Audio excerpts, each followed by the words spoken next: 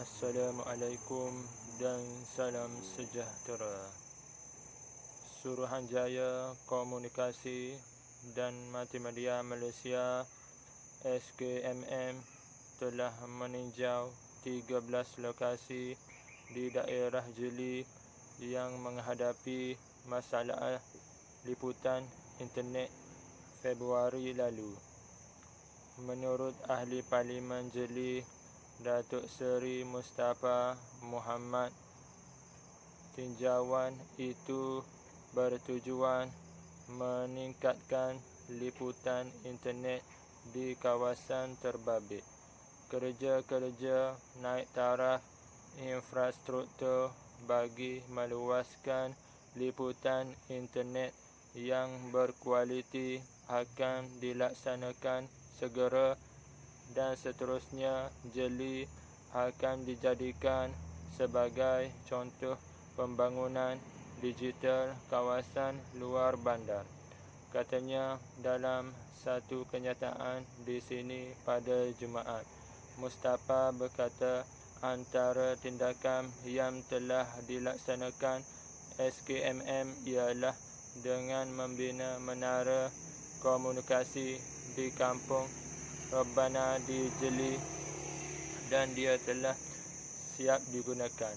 Selain itu, tindakan-tindakan susulan juga sedang dilaksanakan oleh SKMM di bawah Pelan Jalinan Digital Negara (JENDELA).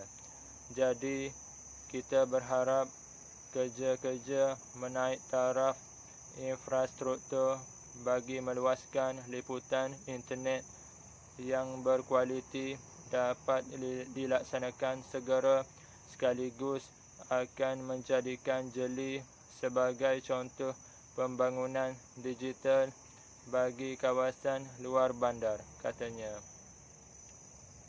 Sementara itu, Mustafa yang juga Menteri di Jabatan Perdana Menteri Ekonomi berkata bagi memantapkan lagi penguasaan bahasa Inggeris dalam kalangan murid tahun 6 satu kelas tuition bahasa Inggeris dalam talian akan dianjurkan selama 5 bulan di daerah berkenaan bermula Jun hingga Oktober ini.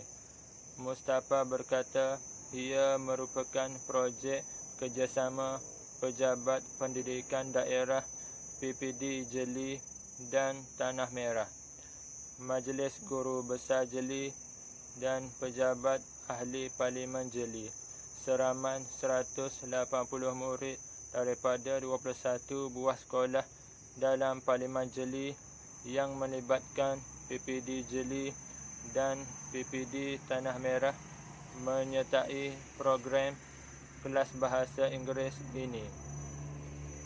Kumpulan pertama seramai 90 murid dari 8 buah sekolah memulakan kelas mereka hari ini pada Jumaat, manakala kumpulan kedua yang disertai 90 murid dari 13 buah sekolah akan memulakan kelas mereka esok, Sabtu, katanya. Majlis pelancaran tuition dalam talian itu turut disertai Ketua Pegawai Pendidikan Daerah Jeli Abdul Halim Ibrahim, Ketua Pegawai Pendidikan Daerah Tanah Merah Nik Muhammad Niklik serta 90 murid kumpulan pertama dari 8 buah sekolah bersama ibu bapa mereka. Mengulas lanjut, Mustafa berkata kelas yang diadakan setiap Jumaat dan Sabtu itu dan juga memberi penumpuan dari segi tata bahasa dan penulisan.